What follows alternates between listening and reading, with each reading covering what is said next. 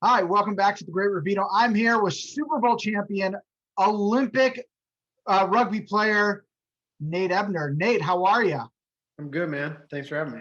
I was tempted because my sister is a Buckeye to say the Ohio State Buckeye, Nate Ebner, but I'm an Illini, so it's kind of, it's a rough territory for us. Yeah. Well, I am a Buckeye. You can't change that. And a winning one at that. We are here to talk about your awesome new book, Finish Strong, A Father's Code and a Son's Path. Nate, let's start with what brought you to write this book, which I'm hearing great things about, and I just started reading and it's fabulous. Thank you. Um, I've had people in my past kind of suggest I should tell my story or write a book, or you don't really take it too seriously, to be honest with you. But after going to the Olympics and having an all-pro season and coming back to Ohio State, well, and winning the Super Bowl, and then coming back to Ohio State to train, um, Urban Meyer was pretty adamant. He said, "Hey, you need to, tell your story." Um, he's like, "Let me know when you're ready to do that." And essentially, the following season, I ended up tearing my ACL, and I said, "Wow, I've got a lot of time on my hands. Let's maybe take him up on that." So I did, and that's that. Um, I think there was some tough discussions around what type of story I wanted to write, because I didn't want to write the story that was like, you walked out with the lights and the moment was so big. Like I wasn't into that. I wanted to write a story that really honored my dad and my relationship with him, and a story that is inspiring, that people can relate to, because in the end of the day, I feel like I'm a normal person with a bit of an edge mentally, and that's really it. And I wanted to inspire people and open up about the tragedies in my life, that you can overcome them. They don't have to define you. And tell a really cool story that was only possible because of the relationship I have with my father. So that's really what it is at the end of the day. Beautiful. So, as someone who also is very close to his father, I know that obviously I didn't make it as far in sports as you did, but always pushed me. I remember one time when I was in high school, I like sprained my ankle in the middle, and he took duct tape and he literally wrapped my shoe with duct tape, and he said, "Do you want to finish the game?" And I said, I want to finish the game. And I limped, but I still did it. So let's Yeah. talk about your father, who really pushed you to be and I'm going to call you a premier athlete. Very few players can play two sports at the level that you do. What was unique about your relationship with your father that really is the backbone of the story?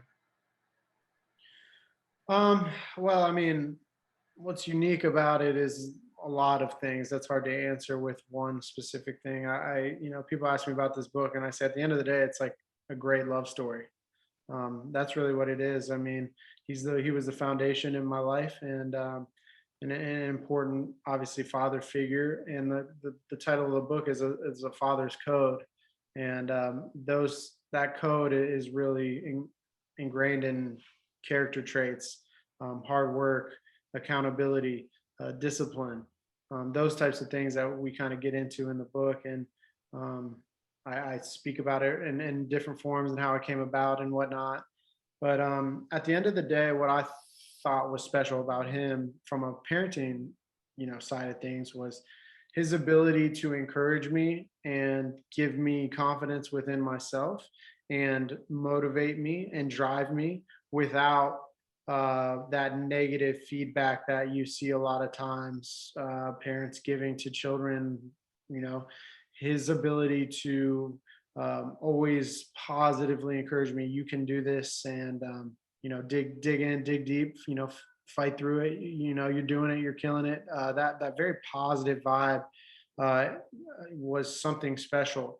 And I talk about this in the book. He never really made me do anything I didn't want to do.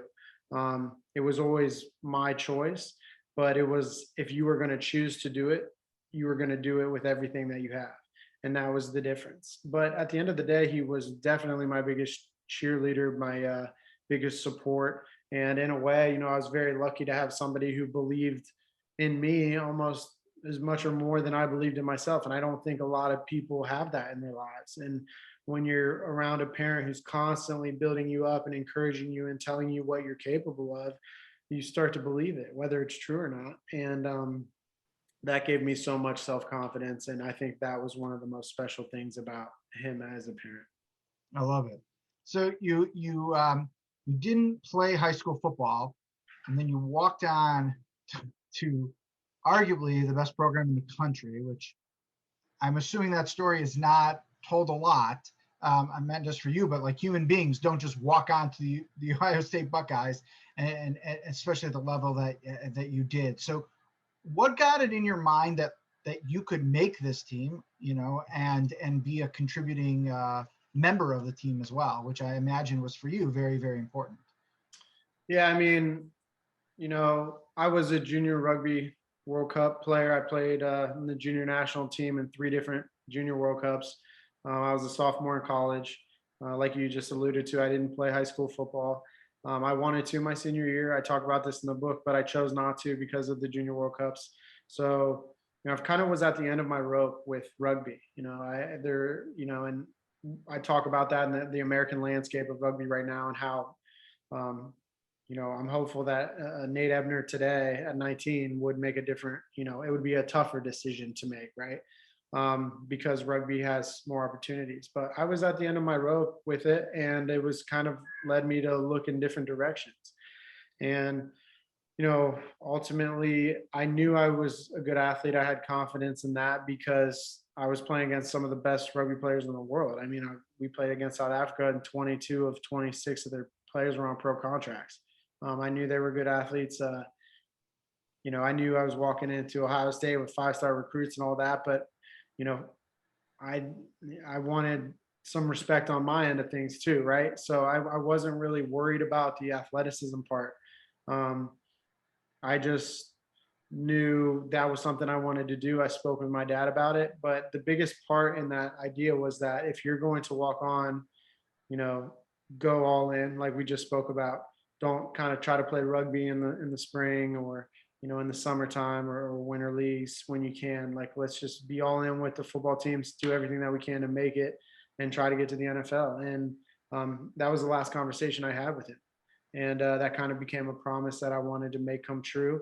And ultimately, you know, with my self motivation and determination to do it, the decision, speaking with my dad, that I had his support to do it.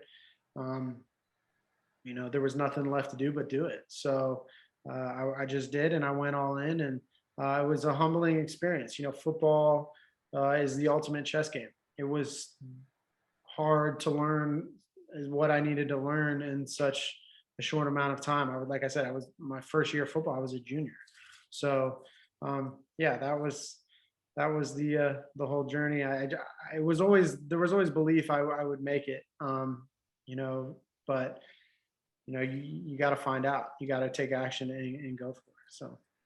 So, Yeah. all right. So I'm going to read an excerpt from the book that I think is sort of against what we think about sports, which is so incredible, which I will hope to speak to. It's on page 137. It says, there was no pressure. To me, pressure is an expectation to do more than I've done before. I just needed to perform the way I was capable. I had no doubts. I wanted no what ifs. When the moment came, I didn't need some superhero performance. I just needed to meet my standard. So let's talk about the NFL or pro sports. Pressure is, I think, the difference between how people handle it is the difference between the great players and everyone who makes the NFL, Major League Baseball, you're great players. You can't play unless you're the highest level. But how you deal with pressure, usually you played with the man who is superhuman about it in Tom Brady.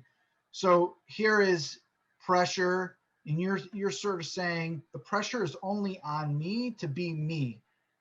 Is that something you think we can take into our lives? You think a lot of players feel that way, or when the pressure mounts, it becomes a different sort of game for some people? Absolutely.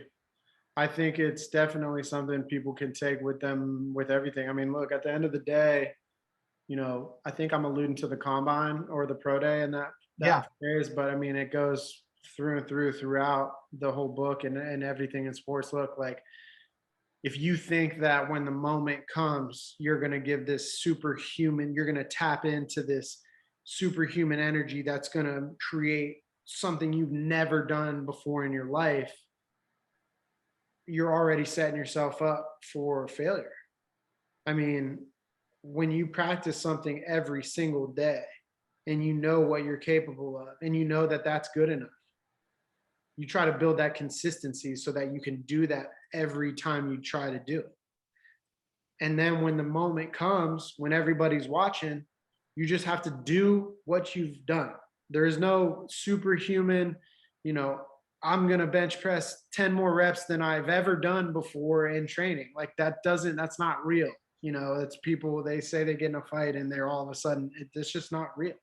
And um, in real stress situations, instead of letting that moment become bigger than it is, almost becoming more focused and doing what you've already done 1,000 times and having let that calming let that calm you and have confidence in that.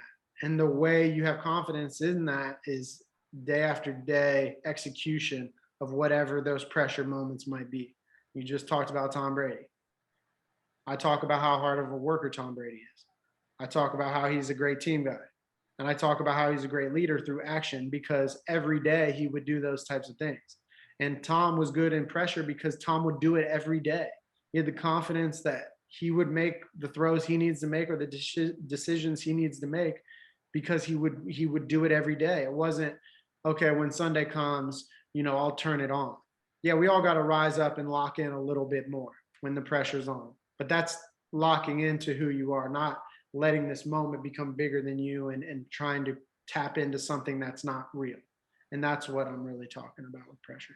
Yeah, I remember last year for the Super Bowl, everyone was betting again. And I looked at, I said, why in the world would you ever bet against Tom Brady? How many times do you want to be wrong? They're just, he's just so poised. And I saw a clip of Kobe Bryant this past week on something where he said, if you practice 2 to 3 hours a day of basketball, because most people cut their practice at an hour and a half, you'll be a great player. There's no doubt about it, because every day you're putting in more work than everyone else.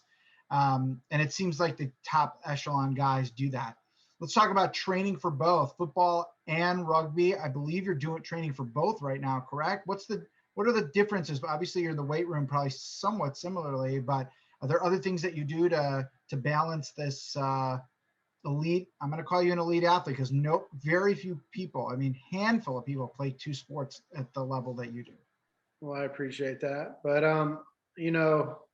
how much time do we got? Because I can talk about the differences between the two sports, until I'm blue in the face because they're very different. I think anything at the pinnacle of its sport, or throwing darts or playing pool, like anything in life that's at the top, is so much detail and there's so much to it that's what makes you appreciate greatness, honestly. And so when I look at football at that level and I look at rugby at that level, they're just so different to me from my perspective. But everyone else sees hitting, so like they must be the same, right? Right. Look, training for rugby is a lot different. I think at the end of the day, yeah, we're lifting weights, but it's very different. Football is maximum everything you can and growing to push the most weight or be as explosive as you possibly can be, right? And you've got 6 seconds or so to play this play with everything you have, and then you have a whole 30 seconds, 5 times that work time frame, you have 5 times that recovery, right? For somewhat. So it's like very much like not an aerobic sport, in my opinion. Because when I come from is, not 100% max effort, but about 90 to 95. And I have to maintain that for 7 straight minutes or something of that nature playing rugby, which is just insane. Holding your heart rate in the 170s for that long and trying to operate at a high level and execute and catch and pass and be very precise with that, but also tackle and ruck and run fast and score tries. Like, you've got that cardiovascular aspect of rugby is so real and intense, and something like if you don't have that, you just simply can't play at that level. Um, so with that being said, that is something that's a huge part of training. We can lift weights all day, but if you can't get up and get down and get up and get down, for 3 minutes straight, all that weightlifting doesn't mean anything. So they're very different in that regard. Football's got that chess-like game we spoke about, right? With that, I mean, the amount of studying that goes into my game plan for not only what we're going to do this week, but what the other team is going to do, and what they've done in previous weeks, and what we think would work against this or that. I mean, it's a lot. And I would argue that no, there is no sport that does it like football from that standpoint. Um, with that being said, rugby's a lot like basketball to me. It's a lot more like basketball. I talk about that in the book. I mean, you've got your play calls, right? Like, for instance, in basketball, you got a half court play. You got a pick and roll. You could, come off the pick and shoot it. You could drive to the hole. You could dish it to the guy that was picking for you. You got these options, right? But essentially, you got to read the defense, and what they give you is what they give you. You can't make up your mind before it happens.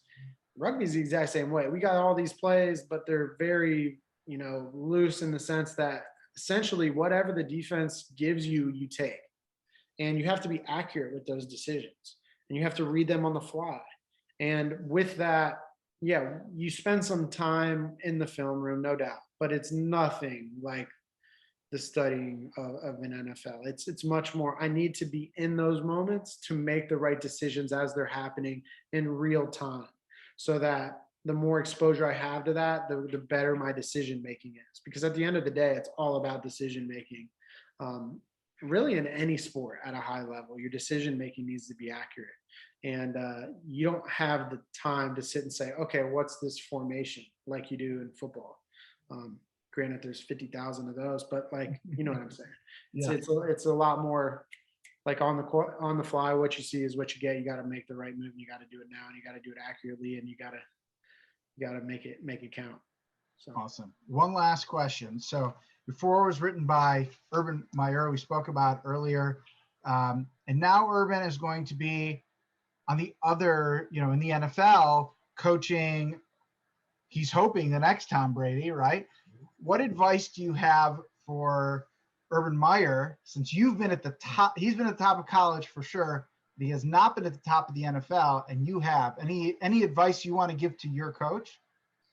One, man, that's funny, because one, he wasn't my coach. He was coach of Ohio State. I came back. I was a Jim Tressel Got it. Okay. But I've never had anyone ask me what my advice to Urban would be, right? That's awesome. That's a good question. First things that come to mind are it's not a college season. If you lose one game, you're not out of the playoff, right? I mean, I don't have any advice for him. There's nothing that I know that Urban doesn't already know. He's great at building culture. That's what he did at Ohio State. He sets a standard that you've got to meet or you got to get out, pretty much. And I know he'll do those things, and that's how you build a winning culture. I mean, Bill was very similar in that. And I'm not going to speak for them, but I think that they're fairly close friends, because they operate at that level when it comes to, operating at the highest level, and whether it be college football or the NFL. And, I always talk about Urban in the sense that, he's all business. And if it's not something that's progressing him or getting him better, or his team, or something productive, he really doesn't have time for it. And ultimately, man, Urban, he'll build the culture that he wants. It is I'd say the NFL as a league is a lot more competitive from an even standpoint than college football is, but he'll make his way, and it'd be cool to see him on the other sideline. But you're not holding back on those Jags, are you? Absolutely not. I'm not. No holding back on anybody. They can get it like anybody else. Nate, I appreciate it. Thank you so much. Yeah, no worries. Thanks for having me. Appreciate it.